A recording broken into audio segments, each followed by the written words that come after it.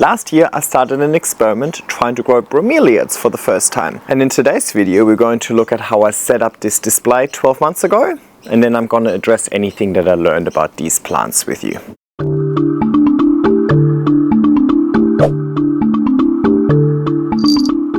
Hey everybody, and welcome back to my YouTube channel. Now before we're looking at this display in a little bit more detail, and before I'm going to address anything that I learned about these plants, let's have a look at what happened last year when I set up this display.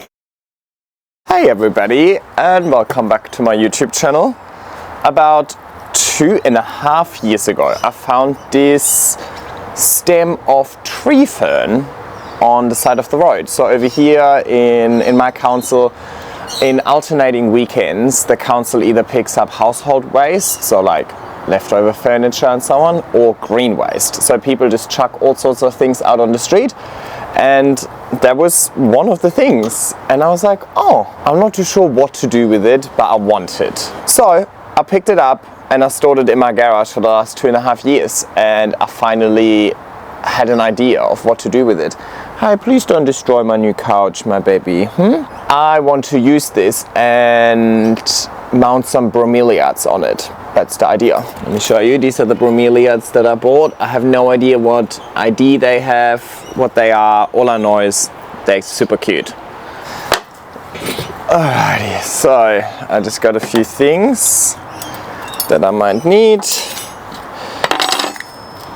Alright, so first things first, I didn't treat this. I didn't do anything. I didn't even clean it.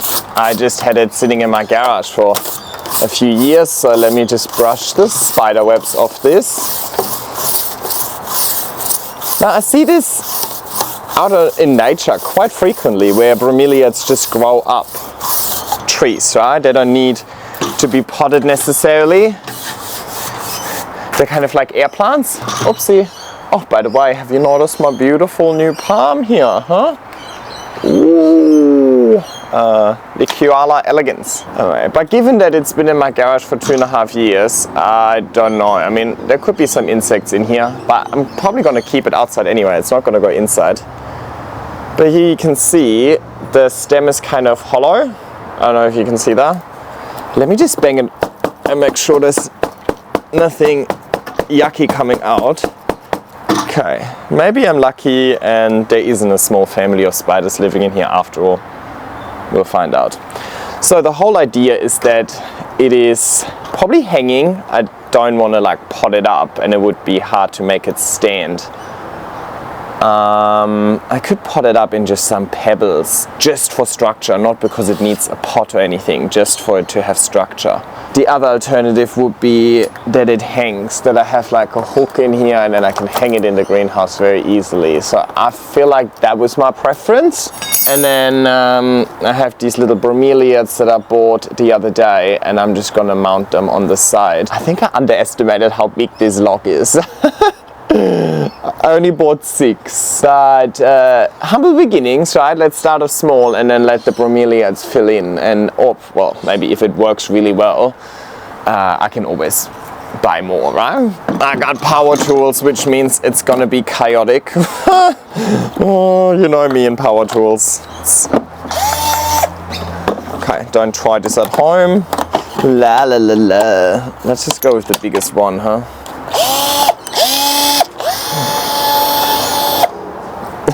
Brett is looking at me with so much judgment. So I'm just drilling a hole in here.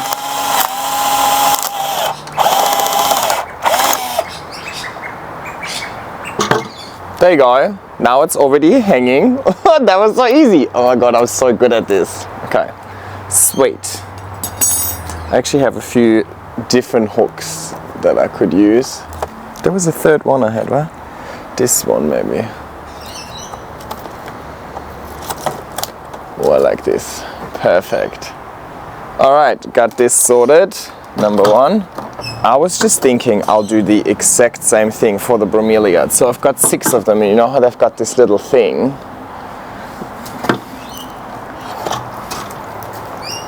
And I'll just do it on one side, and so, hang on, I'll just come to the other side so you see the same as me. Okay, that's better, right? Now you can see what I see. So let's just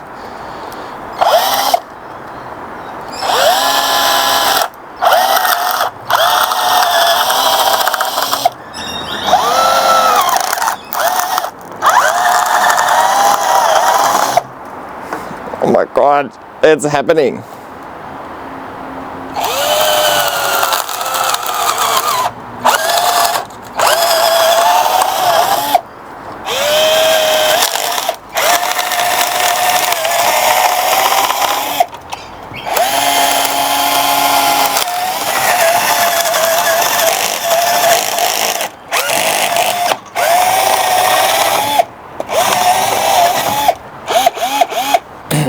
As you might have noticed, I am quite clearly an extreme expert at drilling. I have good common sense, but I'm not very experienced when it comes to like handyman things. My initial thought was, oh, let's give them a little bit of moss, but I don't think they need it at all. I think they're just going to grow little roots. See these little spiky things? That's just going to be the roots, and they're going to use these roots to just attach to the wood. So we've got 3 different types, I think. So I don't know what they all are, but that is secondary. So I can just put these little bits into the hole that I drilled. And that's it. Okay, maybe I'll secure it with a little bit of wire initially. Light duty garden wire, ideal for tying, supporting and training plants. This is exciting. This is something completely new. Alright, let's get some of the wire. And all I'm gonna do is I'm just very lightly going to wrap this around here. I don't want to hurt the bromeliad.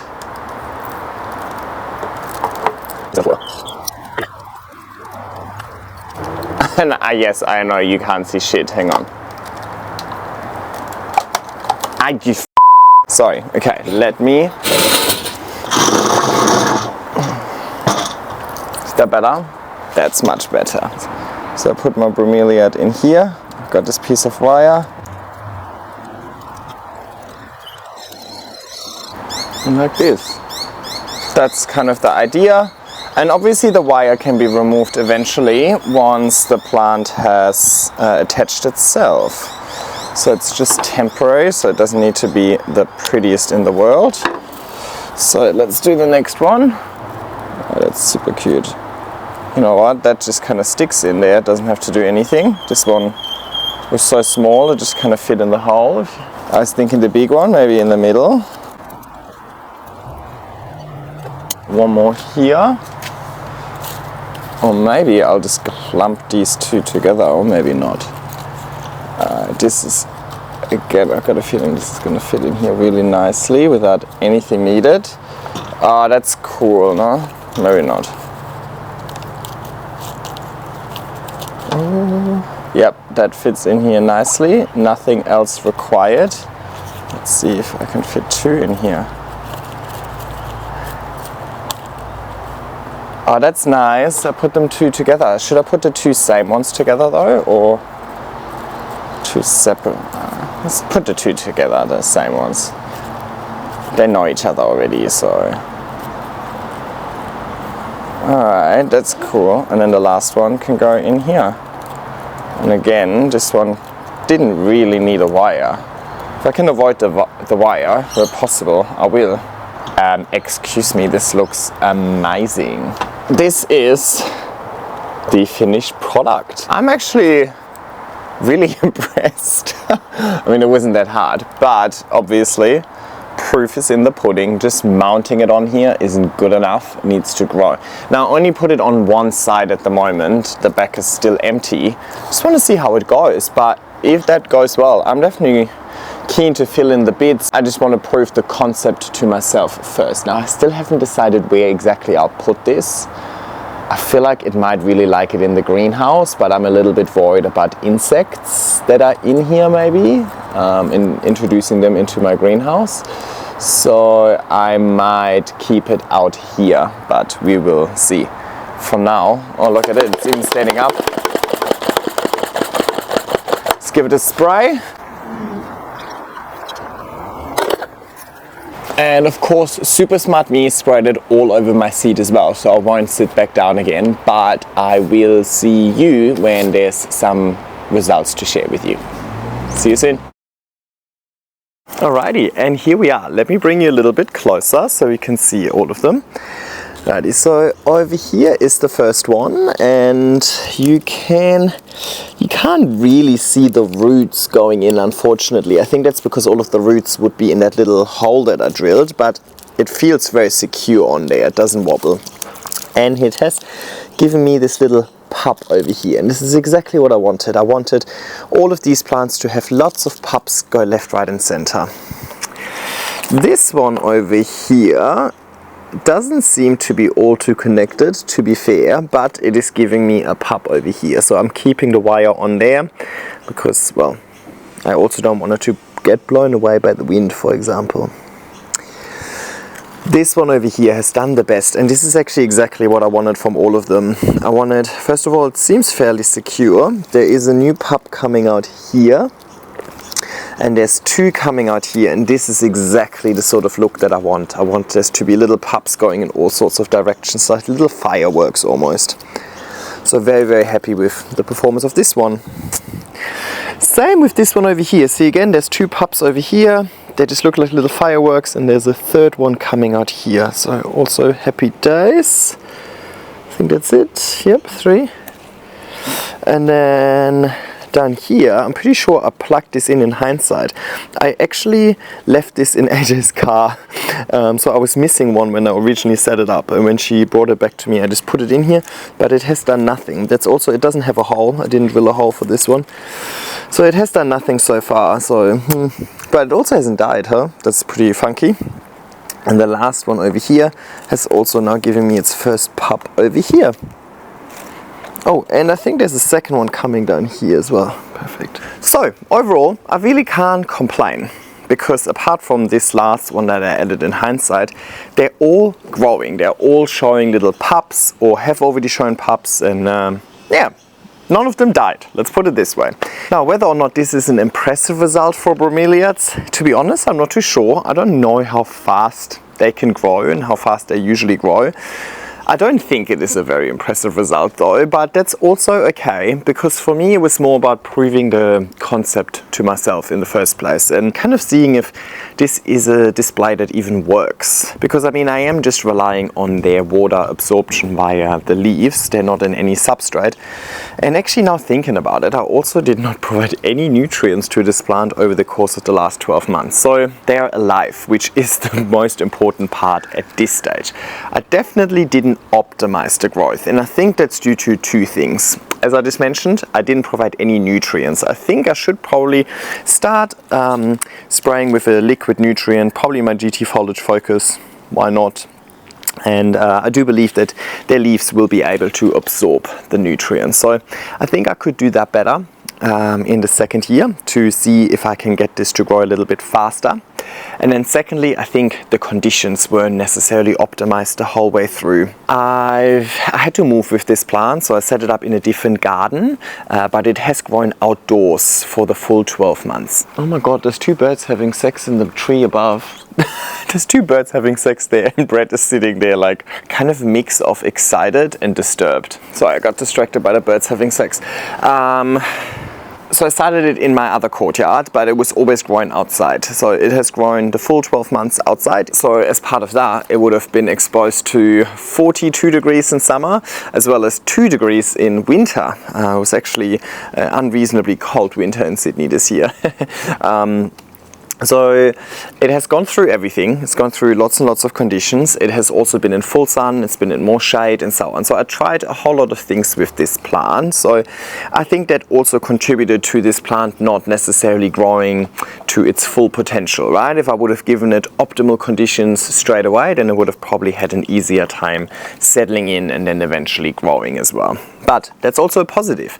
It is basically a display that I can keep outside in my garden year-round in Sydney. We just came out of winter and this plant still looks really, really nice. There's no damage to be seen. So it is a nice display that's going to look good year-round, and it is also really low fuss. But we talk about the care in a sec. Let's wrap up the conditions part. So it seems to be tolerant to a variety of temperatures. but I do believe I at some stage provided it with too much light. I do enjoy the idea of having a sun-stressed bromeliad, so I probably gave it a little bit too much direct sun. Over winter it actually got quite a lot of direct sun because the tree above us also lost all of its leaves. And I'll show you where it's hanging. I'll put in a photo. So it actually gets full sun there, but I suppose the winter sun isn't all too harsh. But I think in theory it would prefer a little more dappled light, bright indirect light. Because if we think about how these plants would grow in nature, they grow as epiphytes. So they would grow in a tree, you know, where the branches meet in those little dips, you know, and there's debris accumulating and so on. That's kind of where they grow, which means they're always up in the canopy, which means there's always going to be leaves above them, right? So they'd never be like in a open field or in a desert like a cactus and wanting to get full sun. So bright indirect light is probably the best to get these to establish and grow. So I probably provided a little too much light, but at the end of the day, it's also about making sure that it hangs in a spot that looks good. And that was just a place that I didn't really know what else to put there. It's hanging on that corner and I kind of really like it. With this display, it's not necessarily about optimizing the speed in which it grows as well. It's so low fuss that, you know, I could potentially have this display for a decade or so without having to do anything about it, without having to repot, well, there's no pot, or, you know, without actually having to change anything. And even then I could just add new things if it eventually gets a little bare maybe, or propagate and so on. So I feel like this is a very low fuss display, and it's something that I'm going to have for a really long time, so I'm not in a rush, if you know what I mean. But I reckon with my learnings from year 1 I can probably get this to grow much nicer in year 2. Alright, so that's kind of the conditions part. Let's talk about the care part, because that's the best part about this plant. I do pretty much nothing to care for this plant. It is just hanging outside, so when it rains it gets rained on, and that's 80% of the watering that it receives. If I water my garden and I walk around with my hose, I also just spray this down, but I have never gone out of my way to specifically water this plant when none of the other plants needed water, right? It's more the other plants need water, or might as well just water the bromeliad as well. So in winter, for example, I have not watered my garden at all over the cooler season, so it would have only gotten rained on over the last 3 months. No hosing down. So it seems to be really easy going when it comes to the watering requirements.